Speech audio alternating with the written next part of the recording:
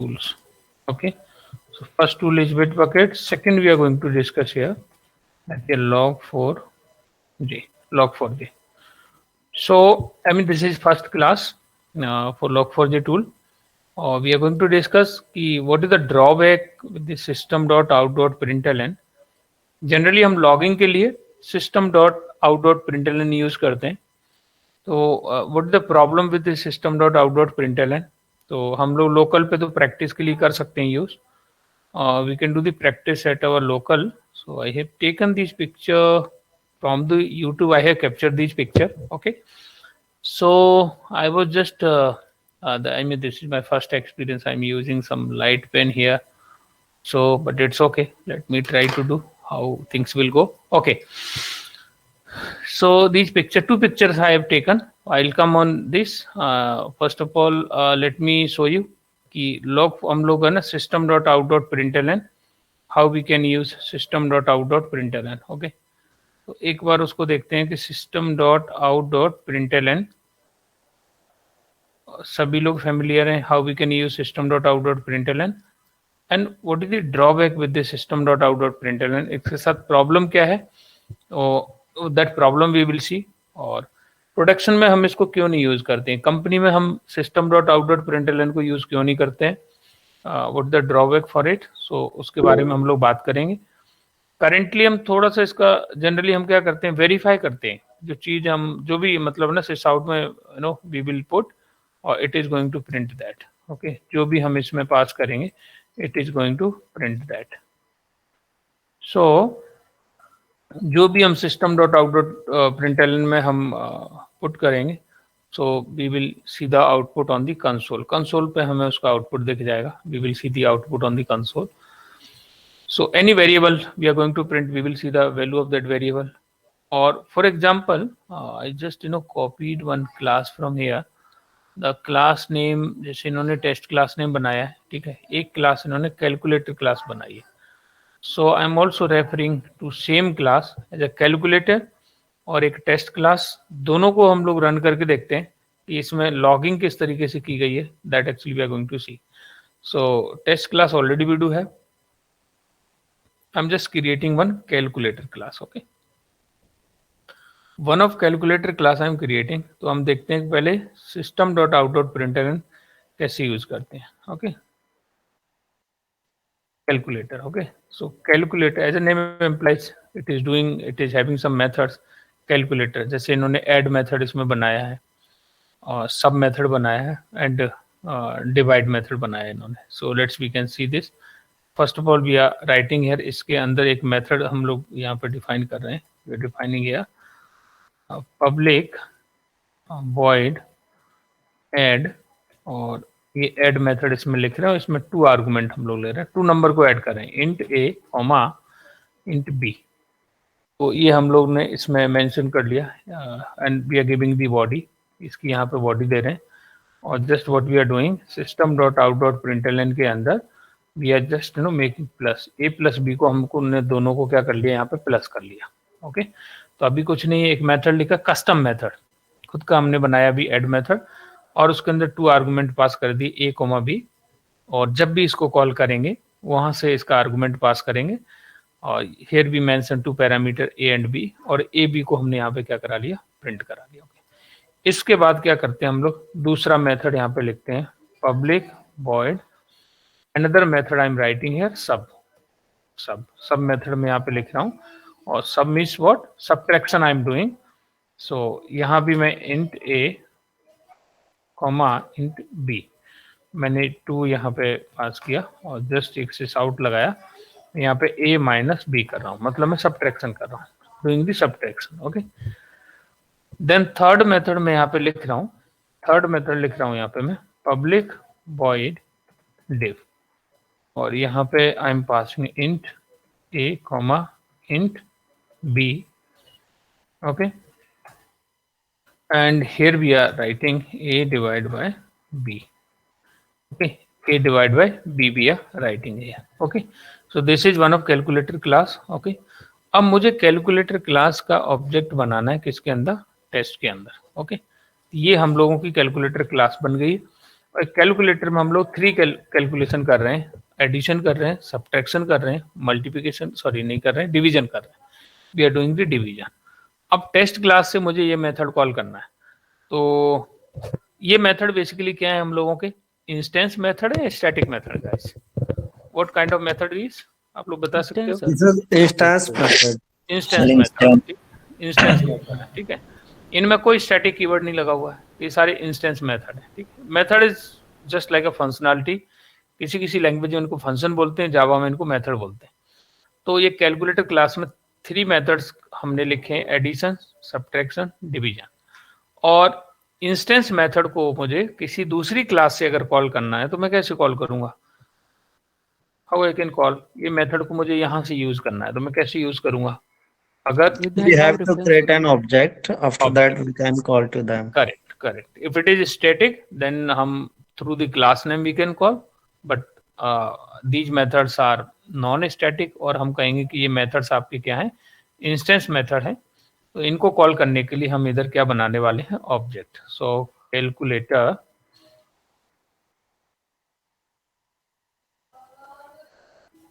CL is equal to new calculator, okay, so I have created the object of it। तो यहाँ पे मैंने इसका ऑब्जेक्ट बना लिया, okay, I have create the object here. Then अब यहाँ पे रोल आ जाता है कि मालूम कैसे चलेगा कि मैं क्या कर रहा हूँ, व्हाट आई एम डूइंग। तो इसके लिए लॉगिंग के लिए कॉलिंग ऐड मेथड। तो ऐड मेथड कॉल करने से, जैसे फॉर एग्जांपल कैल डॉट मैंने ऐड मेथड कॉल किया, और यहाँ पे फॉर एग्जांपल मैंने 20 कॉमा ऑलरेडी दिया, और यहाँ पर 10 मैंने पास कर दिया, ठीक है, 20 और 10 मैंने पास कर दिया। अब हमें कैसे मालूम चलेगा कि हम क्या कर रहे हैं, how we will get to know कि हम लोग कर क्या रहे हैं। तो इसकी लॉगिंग के लिए हम लोग यहाँ पे क्या लगाते हैं, सिस आउट लगाते हैं, and here we are mentioning कि calling add method, okay, calling add method. तो ऐड मेथड को कॉल कर रहे हैं, ये कंसोल पे हमें देखेगा जब भी हम इसको रन करेंगे तो कॉलिंग ऐड मेथड, और ये ऐड मेथड कॉल होगा, और ऐड मेथड के अंदर हम लोग प्रिंट करा रहे हैं a प्लस बी, और कंसोल पे हमें a प्लस बी का क्या दिख जाएगा, सम। a प्लस बी का हमें क्या दिख जाएगा, कंसोल पे सम दिख जाएगा। अब now actually I am calling, इसके बाद हम दूसरे मेथड को कॉल कर रहे हैं, the method name is for example division we are calling, division we are calling, okay. So see I mean cal dot division, और here I'm passing 20 comma 10, okay, division. अब how I'll get to know कि मैं division को call कर रहा हूँ, यहाँ भी मुझे क्या लगाना होगा, sorry, it is sys out, so here I need to use calling, I can put here calling dim method, which method I'm calling dim method। तो मैं dim method को कॉल कर रहा हूँ, so I put this message, meaningful message है, तो on the console मुझे पता लग जाएगा कि मैं dim मेथड को कॉल कर रहा हूँ। लॉगिंग का मतलब क्या होता है, जैसे आपका ट्रैकिंग पता लगे कि आपका कौन सी चीज कब कॉल हो रही है, कहाँ पे आपका फ्लो चल रहा है। तो एग्जीक्यूशन ऑफ एप्लीकेशन के लिए हम लॉगिंग यूज करते हैं, to know the flow of the business हम लोग लॉगिंग यूज करते हैं, okay. The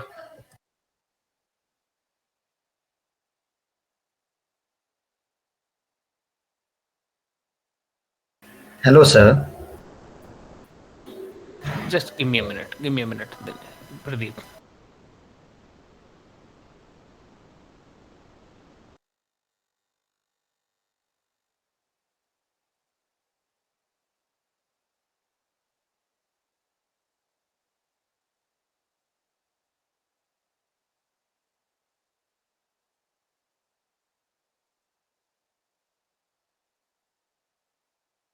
Yes, Pradeep, you are asking something? Yes, sir. जैसे सर आप बता रहे हैं जो लॉग के बारे में, तो वो लॉग में वही पता चल रहा है, मतलब हमें पता चलता है ना कि उस प्रोजेक्ट में क्या हो रहा है, या एरर आया तो उसे कैसे हमें सॉल्व करना है, कैसे हम उसको एरर को लॉग कैसे करेंगे, राइट, और आई मीन उसका फ्लो ऑफ एप्लीकेशन हम लोग कैसे लॉग करेंगे, राइट। तो चूंकि अब यहाँ पे हम लोग system dot out dot println use कर रहे हैं, और स्टार्टिंग से हम लोग सीखते आ रहे हैं, बट ये system.out.println is having very serious problem। तो इसको हम लोग कंपनी में यूज नहीं करते, ठीक है।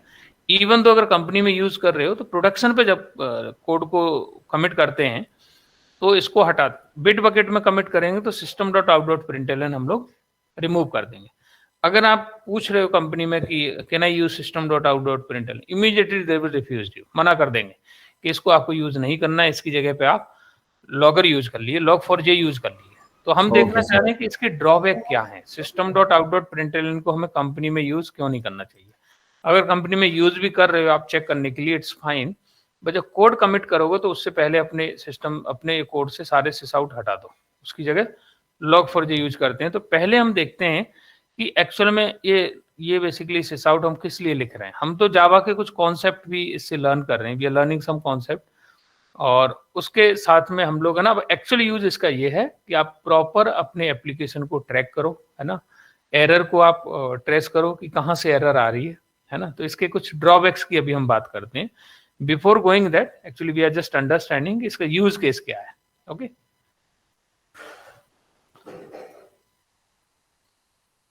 ओके, तो हमने ये दूसरा मेथड लिखा, and now actually we are writing here third method. Now we are writing here third method we are writing here, either more than one method we can call, एक बार में हम लोग एक से ज्यादा भी कॉल कर सकते हैं, but it's okay, I'm calling here sub method. Okay, I'm calling here sub method. तो cal dot sub method I'm calling, and I'm just subtracting 20 और दूसरा मैंने यहाँ पे 10 पास कर दिया, ठीक। अब ये मुझे कैसे पता लगेगा कि मैं किस मेथड को कॉल कर रहा हूँ, तो I will put here calling some methods.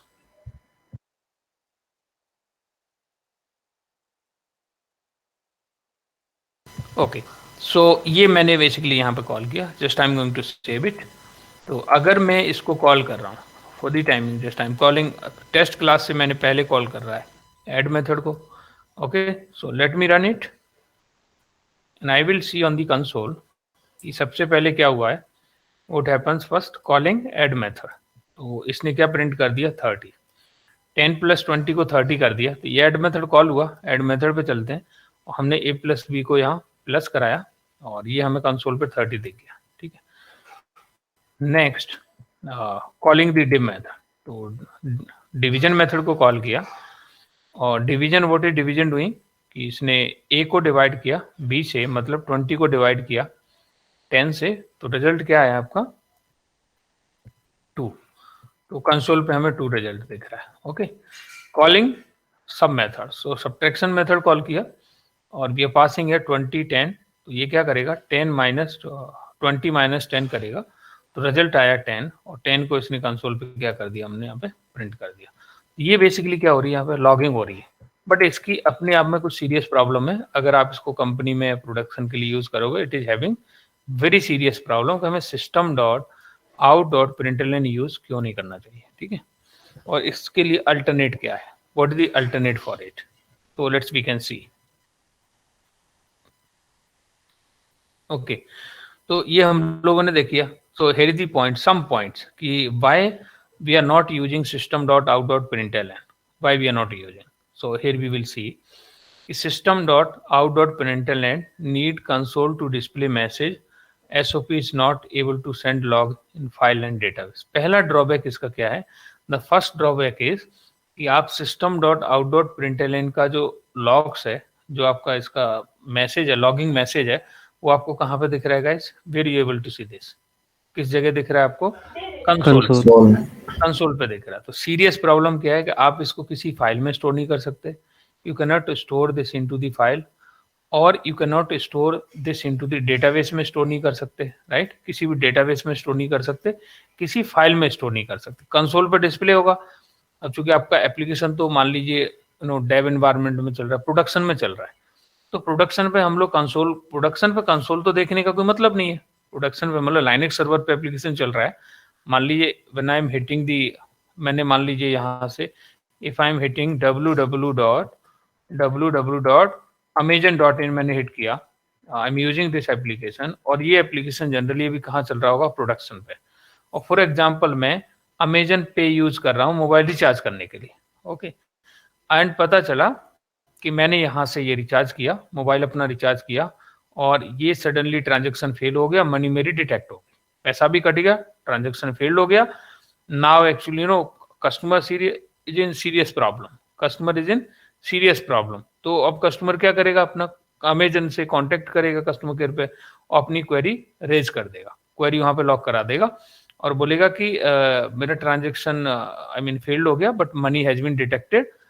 अब कस्टमर केयर रिक्वेस्ट लेगा, कस्टमर केयर उसको सेंड कर देगा, उस रिक्वेस्ट को सेंड कर देगा डेवलपर, जो बैक एंड में कोई सपोर्ट टीम होगी उसको डेवलपर को सेंड कर देगा. अब वो क्या करेगा, डेवलपर का पहला अप्रोच क्या होना चाहिए, फर्स्ट अप्रोच क्या होना चाहिए डेवलपर्स का, क्या अप्रोच होना चाहिए कि वो बिट बकेट से, जो भी ये सर्विस चल रही होगी उस बिट बकेट से कोड को क्या लेगा, अपने लोकल में लेगा. ओके, सबसे पहले क्या करेगा, वो फाइल ढूंढेगा जहां पे सारा जो भी ट्रांजेक्शन हुआ है उसके लॉग्स फाइल में स्टोर हुए हैं कि नहीं हुए.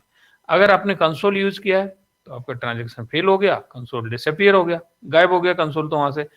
तो ये this is a big problem. तो बड़ा मुश्किल होगा कि वो क्या बोलते हैं ना, ट्रांजेक्शंस को, है ना, लॉगिंग्स को ट्रेस करना बड़ा मुश्किल होगा क्योंकि दिखाई नहीं देगा फाइल में और डेटाबेस में स्टोर कर नहीं सकते अगर आप system.out.println यूज कर रहे हो तो. SOP need console to display message. Okay, and SOP is not able to send log in file and database. This is a serious problem. Second problem क्या है, ये पहली प्रॉब्लम है कि इस कंसोल, इसका sysout का जो मैसेज है उसको किसी डेटाबेस में, हम लोग, है ना, उसको किसी डेटाबेस में हम लोग स्टोर नहीं कर सकते. We can not store into, इसको फाइल में भी स्टोर नहीं कर सकते हम लोग, है ना, and we can not store that in a database में भी हम इसको स्टोर नहीं कर सकते. We can not store that in a file, हम उसको फाइल में भी स्टोर नहीं कर सकते. We can not store this in file and we can not store that in a database. Database में भी सेव नहीं कर सकते, फाइल में भी सेव नहीं कर सकते. ठीक है गाइस, तो आई होप कि ये प्रॉब्लम आपको समझ आ गई होगी. फिर वो आई मीन हाउ, जो बैकएंड सपोर्ट में जो काम कर रहा है बंदा, वो कैसे सॉल्व करेगा. इट बिकम्स वेरी डिफिकल्ट और इसमें ह्यूज लॉस होगा कंपनी का, right. Then system dot, second problem क्या देखते हैं, system.out.println method contains synchronized block. Very serious problem, it contains the synchronized block. System.out.println method contains synchronized block to display data display करने के लिए ये basically क्या यूज करता है, synchronized block. And it is heavy weight. ये क्या होगा basically, it is a heavy weight, है ना. हैवी वेट से क्या होने वाला है, परफॉर्मेंस स्लो होने वाला है ना, एक्सपेंसिव एंड टाइम कंज्यूमिंग, है ना. It is very expensive and time consuming. अगर इसको देखते हैं हम लोग कि इसका जो ब्लॉक इंटरनल यूज करता है वो सिंक्रोनाइज. अब जिन लोगों का क्लास ऑलरेडी 8:30 पे हो गया वो समझ सकते हैं कि सिंक्रोनाइज क्या है, और जो मॉर्निंग बैच में, जो इवनिंग का बैच है, उन लोगों को आइडिया नहीं सिंक्रोनाइज मीन्स क्या होता है. सिंक्रोनाइज का मतलब ये होता है, सिंक्रोनाइज के केस में क्या होता है, जैसे फॉर एग्जांपल थोड़ा सा मैं बैकग्राउंड दे रहा हूँ कि जैसे मान लीजिए ऑनलाइन हम लोग मूवी टिकट बुक करते हैं या फ्लाइट का रिजर्वेशन कर रहे हैं, रेलवे रिजर्वेशन कर रहे हैं, तो करते समय पता चले कि एक ही सीट बची हुई है, ठीक है, और एक साथ अलग अलग लोकेशन से multiple people are trying to book the ticket. और उस केस में क्या होगा, अगर सिंक्रोनाइज नहीं है, अगर वहां पे सिंक्रोनाइज नहीं है, if synchronise is not there, तब क्या होगा गाइस, तो there may be a chance, multi threading की वजह से हो सकता है कि एक से ज्यादा बंदों को ये टिकट क्या हो जाएगा, आपका असाइन हो जाएगा. ये प्रॉब्लम सॉल्व करने के लिए कौन सिंक्रोनाइजेशन कीवर्ड यूज करते हैं कि ये क्या सिक्योरिटी देगा कि एक से ज्यादा लोगों को टिकट असाइन ना हो, इस चीज की गारंटी देगा कौन, सिंक्रोनाइज ब्लैक. तो डेटा इनकंसिस्टेंसी की प्रॉब्लम ना आए, इसको सॉल्व करने के लिए कौन आया, हु केम, कि synchronisation block came into picture. और ये क्या करे, एक बार में एक ही थ्रेड को अलाउ करेगा. तो चूंकि, लेकिन इससे एक प्रॉब्लम क्या हो जाती है, एक बार में एक ही थ्रेड एग्जीक्यूट करेगा तो बाकी थ्रेड वेट करेंगे, है ना. लॉकिंग बेसिकली इसमें मैकेनिज्म अनेबल हो जाती है, तो इससे परफॉर्मेंस सिस्टम का क्या हो जाएगा, स्लो हो जाएगा. परफॉर्मेंस सिस्टम का क्या हो जाएगा, स्लो हो जाएगा. सेम सीरियस प्रॉब्लम यहाँ पर भी है कि system.out.println जब यूज कर रहे हैं तो इसके अंदर जो println मेथड है ये इंटरनल सिंक्रोनाइज ब्लॉक यूज कर रहा है. इसकी वजह से क्या हो जाएगा, we have to wait, it will become the heavyweight. This is one thing. Second thing, very expensive and time consuming. Time आपका ये ज्यादा लेने वाला है. तो इसको जरा देख लेते हैं कि जो हम बात कर रहे हैं ये ठीक कर रहे हैं कि नहीं कर रहे हैं. इसमें कहाँ से आ गया सिंक्रोनाइज ब्लॉक. सो ये generally system dot out dot println. हमें पता है सिस्टम क्या है, क्लास है, उसके अंदर आउट एक वेरिएबल है, वो भी प्रिंट स्ट्रीम टाइप का आउट वेरिएबल है, और इस out variable print stream type के अंदर ये प्रिंटलन मेथड है. चलिए इसका इम्प्लीमेंटेशन ओपन करते हैं और इसको देखते हैं इसके साथ सीरियस प्रॉब्लम क्या है. देखिए जरा आप लोग इसमें, है ना, सी इन दिस की प्रिंटलन मेथड कॉल हुआ, स्ट्रिंग यहाँ से पास हुई, some conditions they put, look at the else statement. Else में क्या यूज किया इन्होंने, सिंक्रोनाइज्ड, है ना, सिंक्रोनाइज ब्लॉक यूज किया है. और सिंक्रोनाइज ब्लॉक में क्या हो जाएगा, एक बार में एक ही थ्रेड अलाउड होगा टू एग्जीक्यूट दिस ब्लॉक, एक बार में एक ही थ्रेड. तो हमें क्या करना होगा, यहाँ पे परफॉर्मेंस से कॉम्प्रोमाइज करना होगा. ओके, सो अननेसेसरली एक तो फाइल में स्टोर नहीं कर सकते, डेटाबेस में स्टोर नहीं कर सकते. उससे प्रॉब्लम क्या हो जाएगी कि हम लोग उसको लॉग को ट्रैक्स नहीं कर, देख नहीं सकते, एनालाइज नहीं कर सकते, एरर क्यों आ रही है, कहाँ से आ रही है, कब आई एरर, किस डेट में आई, ये सब पता नहीं कर सकते. This is one problem. Second problem क्या है कि यहाँ पे अब एक बार में एक ही थ्रेड अलाउ करेगा. अब imagine, you can think about कि इनको कितना ह्यूज लॉस हो जाएगा अगर एक बार में एक ही थ्रेड, मतलब एक बंदा ही रिचार्ज कर पाएगा एक सर्विस का यूज करके, तो कितना लॉस हो जाएगा उसको. तो ये प्रॉब्लम, सीरियस प्रॉब्लम, इससे परफॉर्मेंस स्लो हो जाएगा, मिलियंस ऑफ डॉलर का लॉस हो सकता है कंपनी को. तो here we need to compromise with the performance immediately. जब आप इसको बोलोगे ना कि सिस आउट यूज कर लूं मैं, तो आपका टीएल पीएल मैनेजर तुरंत मना कर देगा कि आपको सिस आउट यूज नहीं करना है. I mean previously project I was working on a telecom domain, तो वहां पे आई वाज जस्ट लुकिंग कि क्लाइंट स्पेशली टेक्निकल था, तो क्लाइंट ऑब्जर्व करता था कोड को, जिसकी भी सिस आउट मिल गया वो तुरंत उसको उसका ना क्वेरी रेज कर देता, एक्सलेशन कर देता था कि किसी के भी कोड में सिस आउट नहीं दिखना चाहिए, वो भी प्रोडक्शन उस पे, सॉरी डेव इन्वायरमेंट में. तो हमें ध्यान रखना है कि लोकल पे प्रैक्टिस करने के लिए आप system dot out dot println use कर सकते हो, बट हम लोग इसकी जगह log4j यूज करेंगे. प्रॉपर लॉगिंग का भी एक स्टैंडर्ड होता है, और log4j यूज करेंगे जिससे हम प्रॉपर्ली लॉग को फाइल में स्टोर कर पाएं, और लेटर जब कोई इशू आता है तो उनको हम एनालाइज कर पाएं कि उसमें क्या क्या प्रॉब्लम्स हैं. Okay, so I hope guys you understand कि इसके साथ एक प्रॉब्लम क्या थी. वन प्रॉब्लम, फाइल डेटाबेस में स्टोर नहीं कर सकते. सेकेंड प्रॉब्लम कि ये इंटरनल सिंक्रोनाइज ब्लॉक को यूज कर रहा है, तो इसकी वजह से परफॉर्मेंस क्या हो जाएगा, स्लो हो जाएगा. और इसमें एलन लगने से हम सोचते हैं कि मान लीजिए कि प्रिंट एलन से लाइन ब्रेक करता है, नहीं, प्रिंट एलन के अंदर दो मेथड यूज हो रहे होते हैं. एक हो रहा है आपका प्रिंट, जिससे लाइन प्रिंट कर रहा है, दूसरा न्यू लाइन, जिससे लाइन ब्रेक हो रही है. अब यहाँ अगर आप देखोगे तो एक बार में एक ही थ्रेड, दो मेथड उसके अंदर से कॉल कर रखे हैं वो सिंक्रोनाइज ब्लॉक से. So I mean definitely it is consuming lot of time, it is taking the time. I hope you understand guys this point. तो ये पॉइंट आपको समझ पड़ गया होगा. सेकंड पॉइंट का मतलब क्या है, if we write too many SOP in application. बहुत सारी अगर एसओपी आपने एप्लीकेशन में लगा दी, एसओपी का मतलब होता है system dot out dot println. Okay, too many SOP you put in application, it will reduce. क्या हो जाएगा इससे, आपका परफॉर्मेंस स्लो हो जाएगा जी. आप समझ गए परफॉर्मेंस क्यों स्लो होगा, क्योंकि एक ही बार में एक ही थ्रेड एग्जीक्यूट करेगा, आपका परफॉर्मेंस बहुत स्लो हो जाएगा इससे. ठीक है, सो here the fourth point is if we use SOP at prod environment. तो देखिए prod environment, then display message is server console only, it will not be available to user. अब प्रॉब्लम क्या है कि ये prod क्या चीज आ गई इसमें. प्रोडक्ट का मतलब होता है प्रोडक्शन. तो आपके अलग अलग इन्वायरमेंट होते हैं. जैसे आप एप्लीकेशन का डेवलपमेंट कर रहे हो, when you are developing the application, और आपने अपना यहाँ पे कोड लिखा, कोड आपने लिखा और बिट बकेट में कमिट कर दिया, और वहां से अपने बिल्ड को ट्रिगर कर दिया, तो आपका कोड आपका डिप्लॉय हो जाएगा किसमें, डेव इन्वायरमेंट में. गाइस किसमें डिप्लॉय हो जाएगा, डेव इन्वायरमेंट. तो बहुत सारे इन्वायरमेंट होते हैं, आपके ना, lot of types of environment. Dev environment में आप अपना कोड कर रहे होते हैं, तो यहाँ पे हो सकता है आपका कौन सा हो जाएगा, एक डेव इन्वायरमेंट हो जाएगा यहाँ पे ना. तो डेव इन्वायरमेंट हो जाएगा आपका यहाँ पे, है ना. एक आपका क्या होता है यहाँ पर, डेव इन्वायरमेंट होता है, डेव इन्वायरमेंट होता है आपका, डेव इन्वायरमेंट होता है. फिर आपका एक क्यूए इन्वायरमेंट होता है. ठीक है, फिर आपका यूएटी होता है, फिर आपका एसआईटी होता है, यूएटी होता है, और उसके अलावा फिर आपका एक प्रोडक्शन होता है ना, प्रोडक्शन होता है. सो सारे एप्लीकेशन जो चल रहे होते हैं वो किस में चल रहे हैं? प्रोडक्शन एनवायरनमेंट में चल रहे होते हैं। प्रॉड का मतलब प्रोडक्शन एनवायरनमेंट। अगर आपने सिसआउट यूज कर लिया तो ये आपका क्या होगा, इस एनवायरनमेंट में कंसोल पे आपके लॉग दिखेंगे, और इस कंसोल का कोई मतलब नहीं। जो ब्लैक विंडो पे आपको लॉग्स आएंगे ना, उनका कोई सेंस नहीं है, क्योंकि लॉग्स किसको दिखने चाहिए? लॉग्स आपको शो होना चाहिए किसी यूजर को दिखना चाहिए ना, किसी यूजर को दिखनी चाहिए। लॉग तो क्या किसके काम आने वाले हैं? यूजर के काम आने वाले हैं। लॉग तो किसके काम आने वाले हैं?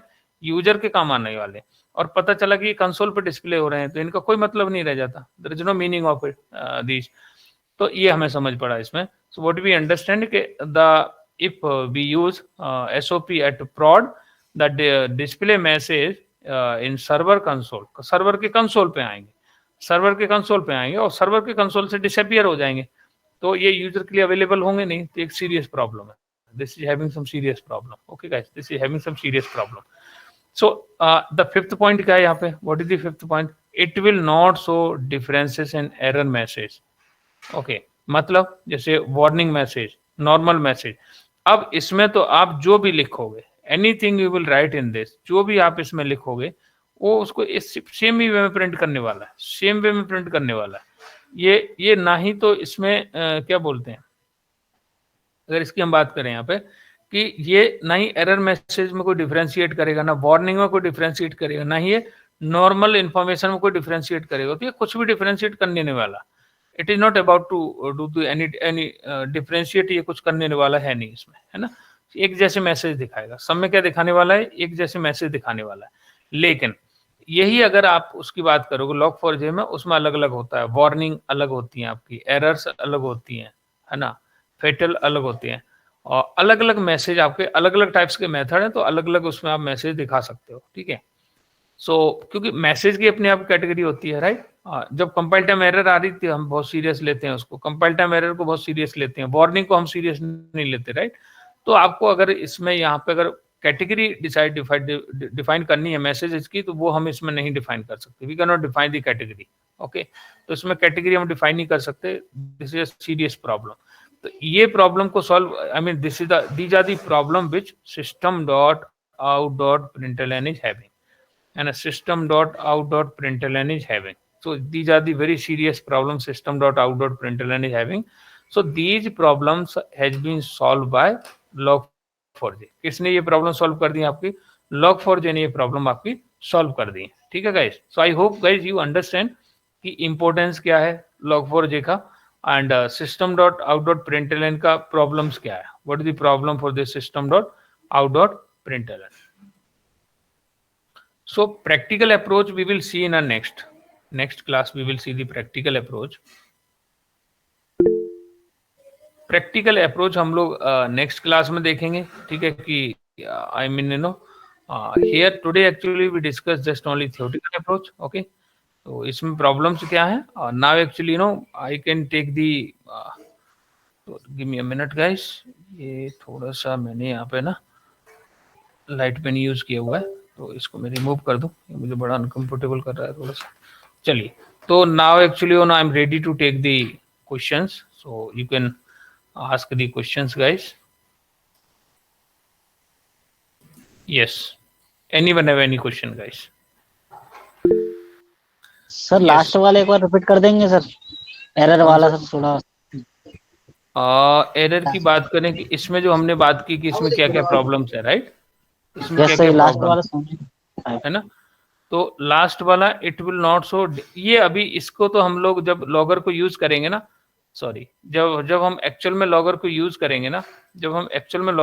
करेंगे ना, तब हम एरर का भी अपनी कैटेगरी होती है प्रेम, एरर की भी अपनी कैटेगरी होती है कि एरर है कि वार्निंग है कि नॉर्मल मैसेज है। तो एरर की अपने आप में डिफरेंट टाइप्स ऑफ कैटेगरी होती है। एरर्स की क्या होती है प्रेम? कैटेगरी होती है। और सिसआउट यूज कर रहे सिस्टम ये कोई डिफरेंस करता ही नहीं, सबको सेम वे में दिखा देगा। ये सबको क्या करेगा? सेम वे में दिखाएगा, सबको एक जैसा ही दिखाएगा। तो पता ही नहीं लगेगा वार्निंग क्या है, एरर्स क्या है, राइट। और तो उसके लिए ये हम लोग जब log4j यूज करेंगे तो उसमें अलग अलग method, different types of methods हैं उसमें, सो उनको हम लोग यूज करेंगे। ठीक है guys. So any other question guys? Sir ये जो लास्ट पॉइंट था हमारा, तो ये पॉपअप शो करेगा हमें मैसेज? जो 5th पॉइंट की बात कर रहे हो? हाँ जी सर। नहीं, पॉपअप नहीं करेगा ये पॉपअप शो नहीं करने वाला। ये यूआई पे हम लोग कोई मैसेज इससे नहीं दिखाने वाले। हम लोग क्या करेंगे, बैकएंड में जो भी एक्टिविटी आप कर रहे हो, मान लो अमेजन एप्लीकेशन पे कोई आप एक्टिविटी कर रहे हो, जो भी आप ब्राउजिंग कर रहे हो, सर्चिंग कर रहे हो, आपने आई डोंट नो यू ऑब्जर्व और नॉट, कि आप अगर इस पे कुछ सर्चिंग कर रहे हो, if you are searching here, तो आपको यहाँ पे कुछ रिलेटेड सर्च भी आता होगा लास्ट में, कि आपने कौन से प्रोडक्ट अभी रिसेंटली देखे हैं। तो इसका मतलब ये लोग हमें ट्रैक कर रहे हैं जो भी आप कर रहे हो। तो ये जो ट्रैक के लिए क्या कर रहा है, लॉगर के थ्रू ही कर रहे हैं। यहाँ से जो भी एक्टिविटी कर रहे हो, आपका इंटरेस्ट किस चीज में है, वो उसी चीज के ऐड दिखाने लगेंगे गूगल सेंस से, है ना। और वो चीज तो उसमें बिजनेस भी काफी चल रहा है। प्लस आप इसमें अगर आपका कोई ट्रांजेक्शन फेल होता है, या आपको जैसे ना, तो कस्टमर कस्टमर के जो आपकी क्वेरी लेगा, फिर बैकएंड में जो सपोर्ट टीम होगी वो कैसे आपकी प्रॉब्लम को रिजॉल्व करेगी। तो ये लॉग फाइल को ओपन करेंगे। एक लॉग फाइल होती है, जैसे जैसे नोटपैड है, इस टाइप की फाइल होती है, और उसका कोई फॉर्मेट होता है। इन लॉगर्स के फॉर्मेट भी आगे पढ़ेंगे। वहां जाके हम देख सकते हैं कि किस बंदे ने किस टाइम पे क्या ट्रांजेक्शन किया है इस एक यूजर अकाउंट से, और क्यों ये फेल्ड हुआ, और अभी इसका मनी किधर है, मतलब वेयर इज मनी, कितने टाइम में इसको रिफंड मिल जाएगा। तो उस टाइप की लॉगिंग करना, राइट, लॉगिंग करना। तो वो मतलब ना log4j के बगैर बड़ा मतलब मुश्किल है कि आप एप्लीकेशन की प्रॉब्लम्स आप सॉल्व कर पाओ ना। तो ये कोई पॉपअप नहीं दिखाएगा कंसोल पे। ये क्या करेगा, एरर मैसेज को फाइल में स्टोर करेंगे हम लोग, या हम किसी डेटाबेस में स्टोर कर रहे होंगे। बाद में हम वहां से इसको एनालाइज कर रहे होंगे, वहां से हम लोग क्या कर रहे होंगे, इसको एनालाइज कर रहे होंगे। उसके बेसिस पे फिर हम लोग को सॉल्यूशन इसमें प्रोवाइड करेंगे। Okay, so I think with the system.out.println there is a serious problem. Okay, so that actually solved by the log4j. So let me know any other question, guys. Any other question? Hello. So any question, guys? No, sir. Okay, so I think guys you yes, Pooja, you asking something? Sir bit bucket क्या होता है?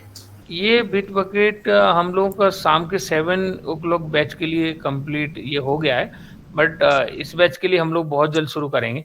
Bit bucket एक tool है, ये tool है, ये जैसे आप अभी कोड को कहाँ रख रहे हो, जैसे लोकल पे अभी इनमें हम लोग कोड लिख रहे हैं अपना, राइट।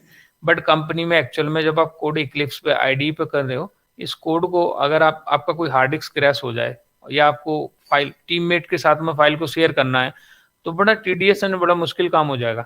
इसके लिए ये लोग क्या करते हैं, क्लाउड पे रिपोजिटरी देते हैं। इंटरनेट पे आपको कोड को रखना होता है, कोड को रखना होता है इंटरनेट पे बिट बकेट के अंदर। ये बिट बकेट रिपोजिटरी है, आप अपने कोड को यहाँ पर रखोगे, ठीक है, यहाँ पर रखोगे कोड को, तो बाकी टीममेट क्या करेंगे, उस कोड को यहाँ से पिक कर लेंगे, ठीक है, वो अपना कोड कुछ करके यहाँ पे वो रखेंगे। तो ये मतलब मीडिएटर का काम कर रहा है। और आपके लोकल पे अगर आपका कोड डिस्ट्रॉय हो जाए, हार्ड डिस्क डिस्ट्रॉय हो जाए, लैपटॉप खराब हो जाए, तो कंपनी का कोई लॉस नहीं होने वाला, कोड का कोई लॉस नहीं होगा, क्योंकि कोड आपने कहाँ रखा है, इंटरनेट पे बिट बकेट रिपोजिटरी के अंदर रख रखा है।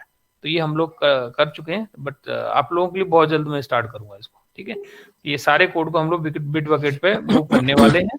और ये जो कंपनी के अंदर डे टू डे हम लोग डेली उसमें जब यूज करते हैं कोड को, है ना, क्लाउड पे रखना, फिर उसको ना कमिट करना, फिर उसको क्लोन लेना उसको और पुल करना, ये जो कुछ इसकी टर्मोलॉजी है उससे भी फेमिलियर होंगे। और अपने कोड को भी हम लोग क्लाउड की तरफ शिफ्ट करेंगे, जो भी हम यहाँ पे अपना प्रोजेक्ट बना रहे हैं। तो उसके लिए बिट बकेट यूज होता है। कोड को रिपोजिटरी कोड रिपोजिटरी होती है आपकी, जो क्लाउड पे कोड को हम लोग स्टोर करने के लिए बिट बकेट यूज करते हैं। तो आप लोगों के लिए बहुत जल्दी स्टार्ट होगा, ठीक है। Yes guys, yes Chand, you asking something?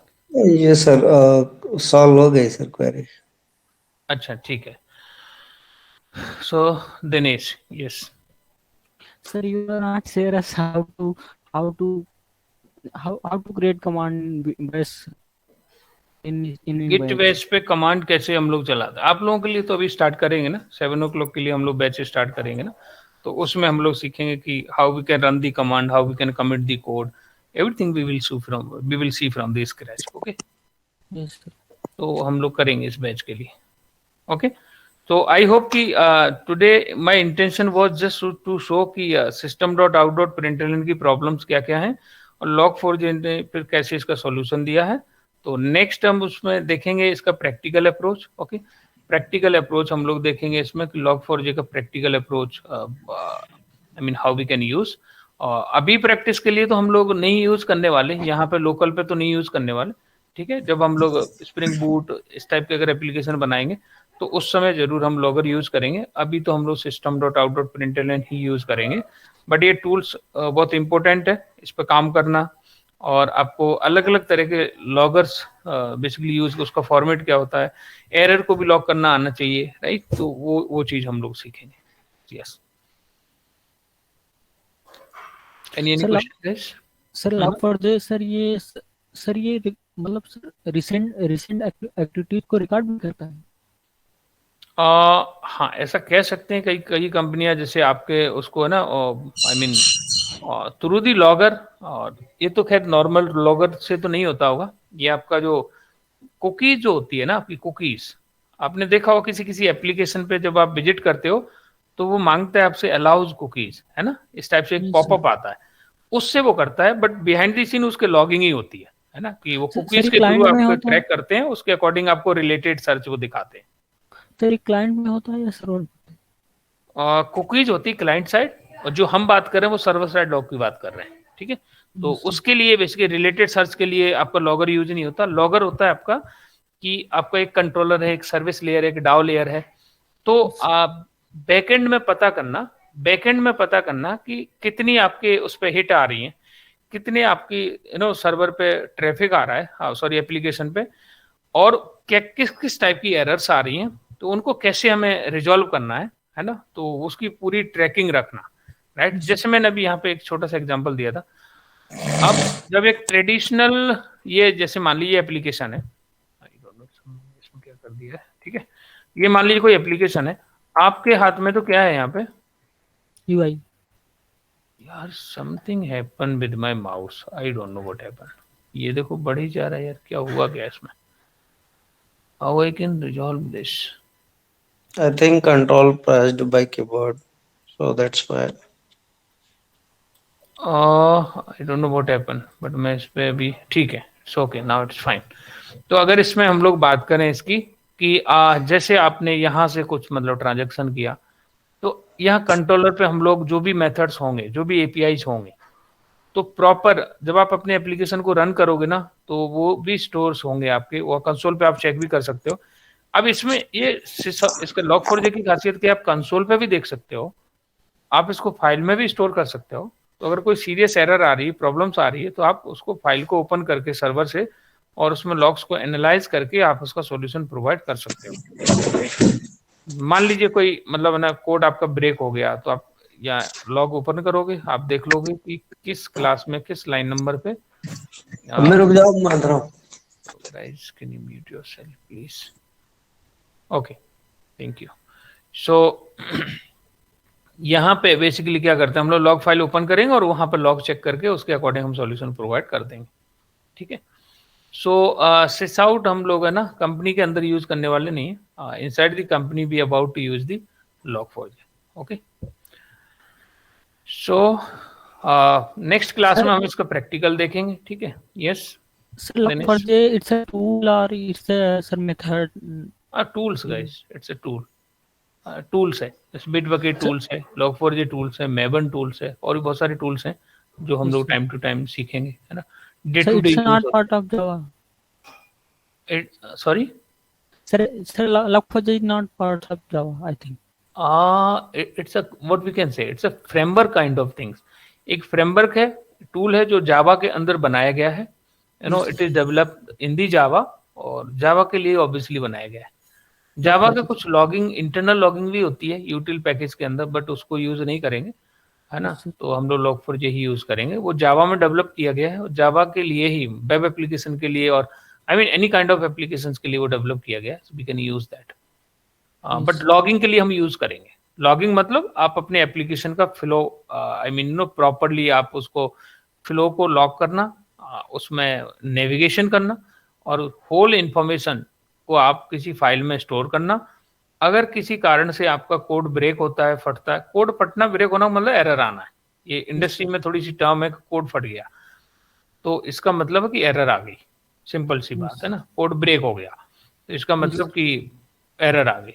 ये बड़ी टर्म आपको मिलेंगे इंडस्ट्री में, कोड ब्रेक हो गया, कोड फट गया, बिल्ड हमारी इस आई मीन फ्राइडे को बिल्ड जा रही है, तो यू विल बी कि ये बिल्ड क्या चीज होती है, तो आगे हम देखेंगे बिल्ड कैसे बनती है, राइट। तो ये कुछ इंडस्ट्री की जो टर्म है, कोड को पुल कर लो, है ना, क्लोन कर लो कोड को, है ना, कमिट कर दो, पुश कर दो, तो चेकड इन कर लो, चेकआउट कर लो, तो ये कुछ टर्म है। तो उन टर्म्स के हम लोग अभी फेमिलियर हो जाएंगे साथ साथ में, तो इसलिए हम लोग ये टूल्स वगैरह भी साथ साथ में सीखते जा रहे हैं, ठीक है। तो log4j बेसिकली क्या कर रहा है, आपके एप्लीकेशन का फ्लो को आई मीन ट्रैक कर रहा है और उसकी इंफॉर्मेशन को स्टोर कर रहा है into the file. If any error comes तो हम उसको एनालाइज करके और सेम एरर को हम लोकल पे रिप्रोड्यूस करके फिर उसका सॉल्यूशन प्रोवाइड करके दोबारा से कोड कमिट करेंगे बिट बकेट में, फिर से बिल्ड चलाएंगे, डिप्लॉय करेंगे और then the code will work. Yes, इसमें हम लोग डिस्कस करेंगे कि आप इंडिया की जो इन्फोसिस कंपनी है, टीसीएस कंपनी है, ये सारी कंपनियां सर्विस बेस्ड हैं। ये आपकी प्रोडक्ट बेस्ड कंपनी नहीं है। तो जनरली क्या करती है कि कोई भी कंपनी एप्लीकेशन बनाएगी, है ना, इनोवेशन करेगी, एप्लीकेशन बनाएगी, कंपनियां क्या करेंगी, सपोर्ट प्रोवाइड करेंगी, सपोर्ट और इनहेंस, सपोर्ट एंड इनहेंस करती हैं कंपनियां। तो बाद में ये आई मीन लॉगर बहुत हेल्प करता है इसमें, अदरवाइज तो प्रॉब्लम हो जाएगी, इसमें काम कर ही नहीं पाएंगे, इसमें सपोर्ट दे ही नहीं पाएंगे एप्लीकेशन। ओके गाइस, तो मेनली हम लोग देखेंगे नेक्स्ट क्लास में, लेट्स सी कि how much we can discuss, then we will come on the practical the log4j। Okay sir, when we are going next class? Same Saturday, same on Saturday. Sir, tomorrow in English class. No, tomorrow there is no class. Tomorrow is Sunday, so you can enjoy weekend. Yes. Okay. So any question, guys? तो I think आपको थोड़ा बहुत idea लग गया होगा कि system.out.println के अंदर प्रॉब्लम्स क्या है, और I mean so those problems we will resolve by using the log4j tool. Okay, but normal case में होल कोर जावा में हम लोग सिसआउट ही यूज करने वाले, और जब हम लोग कंपनी में काम करेंगे या हम लोग स्प्रिंग बूट एप्लीकेशन पे, स्प्रिंग एमबीसी पे काम करेंगे तो वहां लॉगर यूज कर लेंगे हम लोग, ठीक है। We'll see that. Okay, so I think for the today I have done. So now अगर आपका कोई क्वेश्चन नहीं है तो we can wind it up. Any question? Santosh, Hemlata, Pahad Singh, Uttam Singh? No sir, not from. I think अभी no, as of now you don't. Hemlata, आपने analyse किया है क्या ये लॉक्स वगैरह? एनालाइज किए हैं? यस सर, मैं तो मेरा सर डेली का यही काम था। अच्छा, तो इसमें निकालना है और उसका इशू ढूंढना लॉक्स से, देन लॉक्स से कोड में जाना, कोड का किस कोड में, मतलब लॉक्स से ही हम जाते हैं ना कोड में, कौन सा लॉक प्रिंट हुआ है तो कोड में पहुंच जाते हैं वहां से। देन हमारा कोड कहाँ से फटा है, कोड मतलब कंडीशन, किस कंडीशन के अंदर हमारा ये एप्लीकेशन मतलब नहीं गया है, तो ये सब चेक करना होता था। तो इसमें आप फाइल वगैरह ओपन करते थे?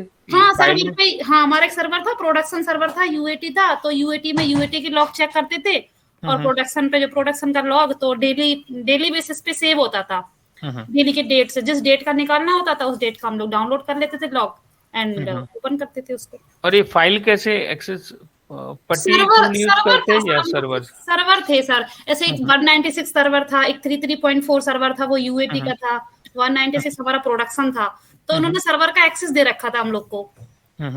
तो वहां तक आप कैसे पहुंचते थे सर्वर, क्योंकि वो लाइनक्स पे होता है सर्वर तो, राइट? हाँ लाइनक्स पे ही तो था, एज्योर बोलते थे शायद उसको, कुछ एज्योर ऐसा कुछ था। अच्छा, एज्योर के थ्रू, मतलब हाँ I got it, azure cloud है। हाँ, तो वही अमेजन वालों का AWS क्लाउड है, विंडोज वालों का एज्योर है, इनका गूगल वालों का भी है, आई मीन क्लाउड, तो उसके थ्रू शायद कंसोल दे रखा होगा जिससे आप डाउनलोड कर लेते हो। हाँ, कंसोल भी होता था वहाँ पे, एंड फाइल्स में वो पाथ था उसका, इस पाथ पे लॉग मिल जाते थे, तो डेली डेट करेक्ट। अब आप रिलेट भी कर सकते हो कि ये कितना हेल्प करता है, और इसके लिए मैं एक चीज और बताऊं, जैसे जनरली ये जो फाइल वाला अप्रोच है काफी ओल्ड अप्रोच है, अभी जो आजकल यूज होता है इसके लिए स्प्लंक टूल इस टाइप के और किवाना काइंड ऑफ टूल यूज होते हैं, तो उनके लिए फाइल भी आपको डाउनलोड और उसको सी करने की जरूरत नहीं है।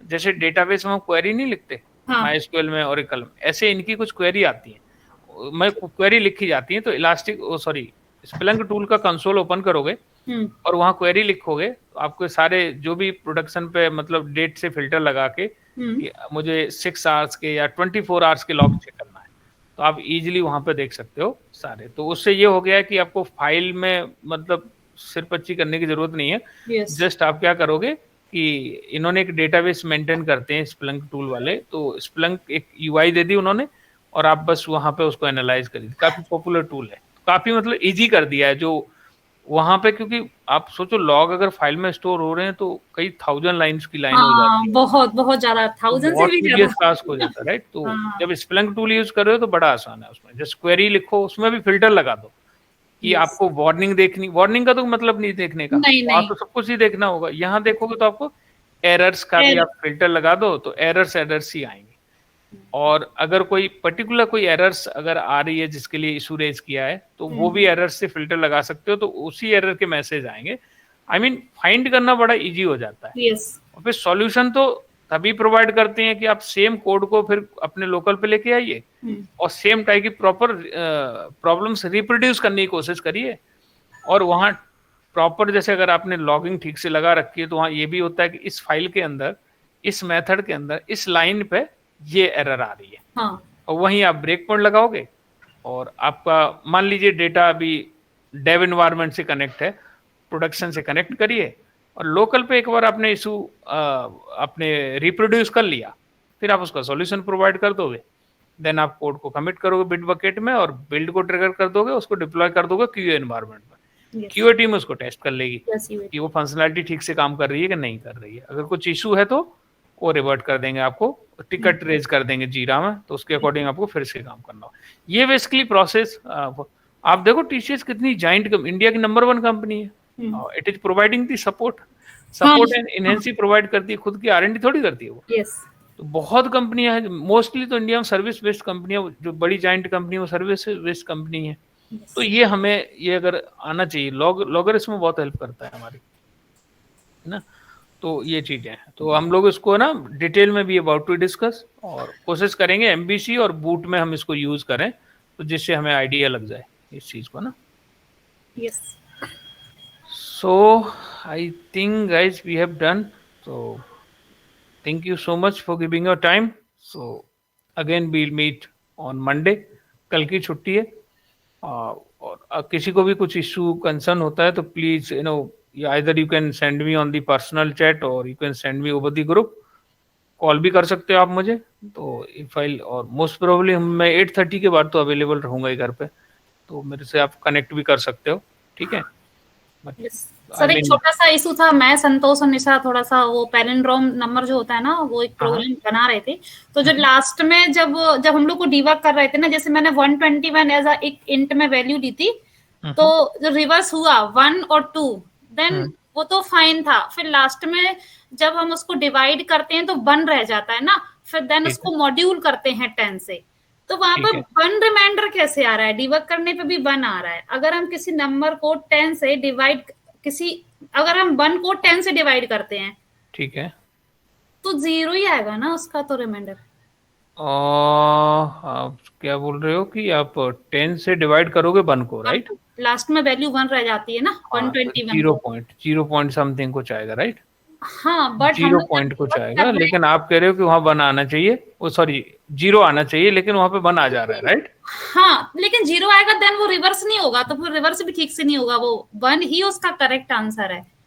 बट डिवाइड करने पे सब कुछ सही आ रहा है, हम लोग जब कर रहे हैं ना तो वो 0 आना चाहिए ना वैसे तो। हाँ, आप शेयर करो स्क्रीन, अगर अभी स्क्रीन है आपका तो यू कैन शेयर, और Nisha anyone can share, and whoever wants to drop can drop, and whoever wants to see we can see. तो आप में से I think either Nishar can share और संतोष कैन शेयर।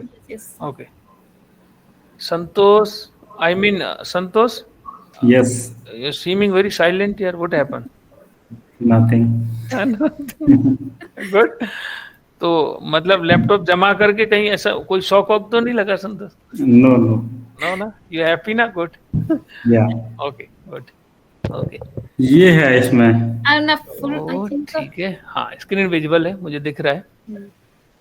नंबर का पैलिंड्रोम आपने निकाला और और पहले क्या हो रहा है इसमें कि नंबर डज नॉट इक्वल 0, ठीक है, नम, और आपने क्या किया यहाँ पे, नम में अभी है क्या 1 to 1 है, राइट। तो नम को इन्होंने मॉड्यूल किया 10 से, तो मॉड्यूल किया तो क्या निकल के आया, क्या बचा, आई थिंक 1 आ रहा है ना इसमें, रिमाइंडर रिमाइंडर क्या आया, 1 आया, मॉड्यूल पे रिमाइंडर लेता है 1, तो REM में 1 आ गया, ठीक है।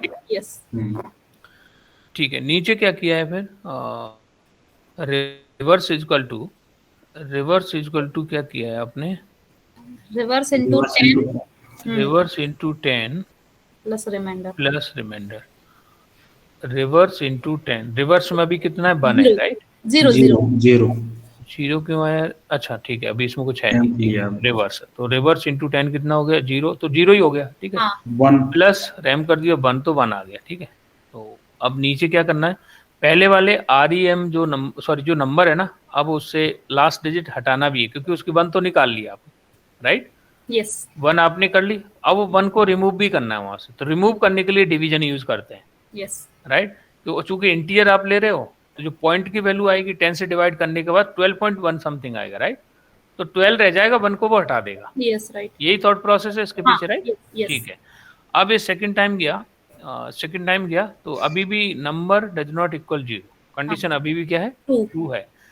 अब नंबर में क्या है 12 है आपका, राइट, यस तो 12 को मॉड्यूल किया 10 से, तो ये कितना आ जाएगा, रिमाइंडर क्या है इसका 2, करेक्ट, तो जब 2 रिमाइंडर आया और 2 को स्टोर करा लिया किसके अंदर, रिवर्स के अंदर, रिवर्स नहीं 2 रिवर्स को में 1 आपने था ना, हाँ REM रिमेंबर के हाँ अंदर, रिमाइंडर, तो रिमाइंडर में आ गया, राइट। अब आपने रिवर्स में क्या था 1 था, 1 इंटू 10 किया तो 10 आया, हाँ प्लस आपने क्या किया 2 2, 10 प्लस 2 कितना हो गया 12 हो गया।